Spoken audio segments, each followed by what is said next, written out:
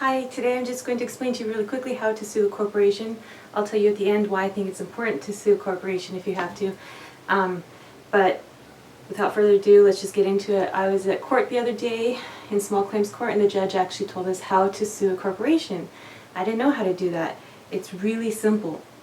All you have to do is do an online search for the Secretary of State, and you will want to put in like Secretary of State wherever the corporation is located. So if the corporation is located in California, which is something you have to kind of research sometimes, because sometimes corporations could have a headquarters in a say California, but their corporation is actually located in Nevada or something like that. So you have to do a little bit of digging on the company first, find out where their headquarters are in, what state, go to that state's Secretary of State website, and all you have to do that is go to online and put in a little search and put something like Secretary of State Nevada.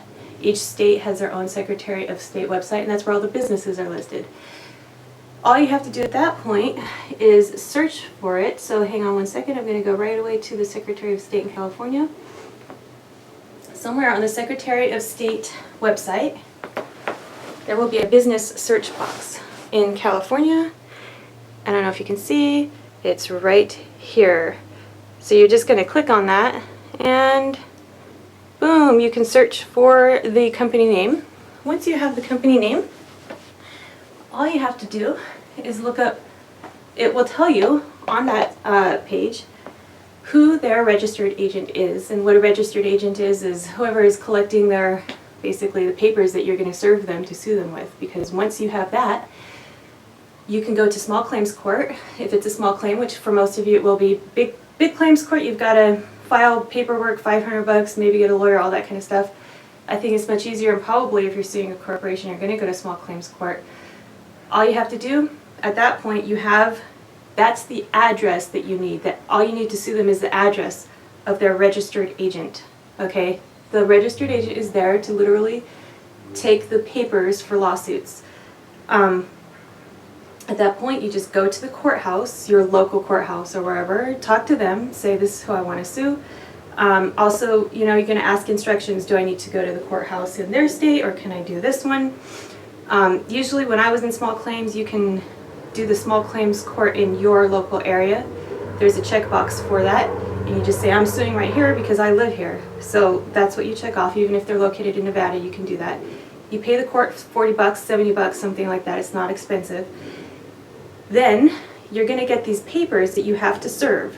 So you, the sheriff or a process server, has to give those papers to the address that you just found on the Secretary of State, the registered agent.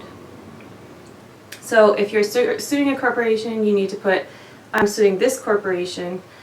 You have the paperwork served or delivered to the person on the registered agent address to that corporation at this address.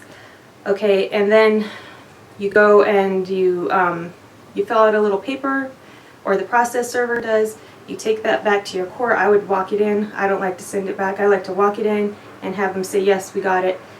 Get your court date, you go to your court, and guess what happens when you win? Because if they don't show up, you win, and if you're right, they're probably not going to show up. Even if they do show up, if you have a good case, you're going to win.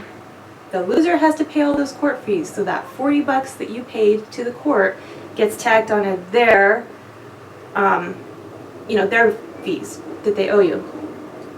Past that, if the person doesn't show up, there are places online where you can take a judgment, send it to this company, and come up with somebody's social security number. Then you've got to go to the sheriff and ask how to put a lien on that person's life. I'm in the process of doing that for a web designer that scammed me, and I didn't win in court. Okay, so that's that. The hard part about this is going to be finding out where the corporation is located, okay, because they like to kind of hide that, I think. So do your digging. Your corporation, I would start with your Secretary of State in your state. Just try to find that corporation. If it's there, boom, you got it. Okay, if that doesn't work, you might want to type the corporation's name into an online search and put in something like corporation name. Let's just use Bamboozly Duty. It's a fake name. Hope nobody sues me for that. So you put in Bamboozly Duty corporate office. And you just try to, maybe you search in that state wherever the corporate office is located. You can also put in things like where is Bamboozly Doody located, and just research it. If you're really desperate, you can go to every Secretary of State. It's only like, what, 50 states or something? Crap. I can't remember. That was like from elementary school. Yeah, you could go to every Secretary of State's website and enter the search until you find it. So that would work too if you're really desperate and you can't find out where these suckers are located. Okay, so that's it. All you've got to do is go to the Secretary of State website where the company is registered that's in that state, look them up, find the registered agent's address, go to the court, get your paperwork, serve the corporation at that registered agent address. It's really easy. I couldn't believe it. Really quickly, I don't want to bore you. That part of the video is over if you want to end now. I think it's important to know how to sue these big companies because they do really crappy stuff to us, okay? I had a company that starts with V, crappy website, gave me internet service. The bills, their website was not working, and the bills that they listed on the website weren't accurate, so I thought I paid up all my bills. I closed my account with them and I moved because I didn't need internet there anymore. They didn't tell me I still had a $50 charge left on my account, so I didn't pay it. I didn't know. I got the bill in collections like a couple years later, paid it immediately. It was only 50 bucks.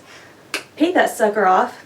Didn't come off my credit. I called them and I said, I've paid this. I didn't know. Y'all didn't tell me. Can you take it off my credit now? No, they're not going to do it. So now it's a ding on my credit even though I paid it and I didn't even know about the charge. That's the kind of crap that I think they should be sued for.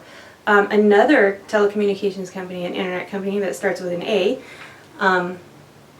they did the same thing. Now I've learned if you're disconnecting your service, you got to call them next couple weeks or so and say, do I still have a charge on my account that you didn't tell me about? Because sometimes you do. So what they did is, I had a little charge like that I didn't know about. I disconnected, I paid everything up, I thought it was fine. The operator said I was paid, I was good to go. No, I wasn't. There was still a little charge in there somehow. And what they did is they didn't take my auto pay off my bank account. So I didn't know. You also have to call them after that 2 weeks, take your stupid auto pay off.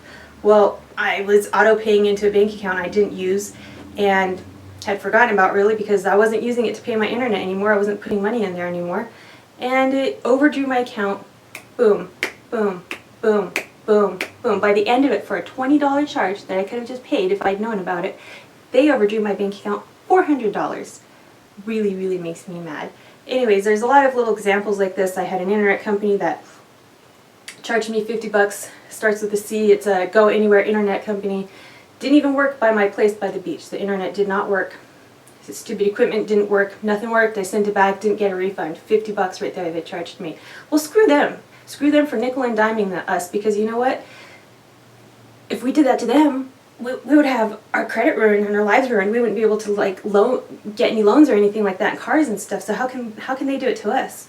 You know what I think? Every single one of those 50 buck charges, I hope you people go out there and you sue their asses off for it, because they need to stop treating us like this. And then here's the other thing too. Every one of those companies, how come I can't put a credit rating on them? Well, the best we can do, go to the Better Business Bureau. If a company has screwed you over before you sue them, I should have put this at the beginning of the video actually. I'll put it in the comments just so you know, or somewhere. Before you sue them, you might want to try this. Okay, you can go to the Better Business Bureau online. They have a website. Put a complaint in, see if the company will resolve it. If they do resolve it, you don't have to go to court, which is awesome. And if they don't resolve it, you know, at least there's a complaint on their butts, and you know, they look kind of bad now with their business rating, and you can still go to court and sue them. I just really feel that we should be able to do that, because we've got to do something to these big companies that can just nickel and dime us to death and charge us little crappy things and screw us over and be like, well, deal with it, you little peon, because your credit's going to be screwed. No, you deal with it. You freaking deal with it and treat me right.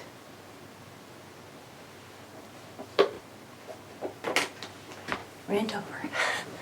Makes me so mad.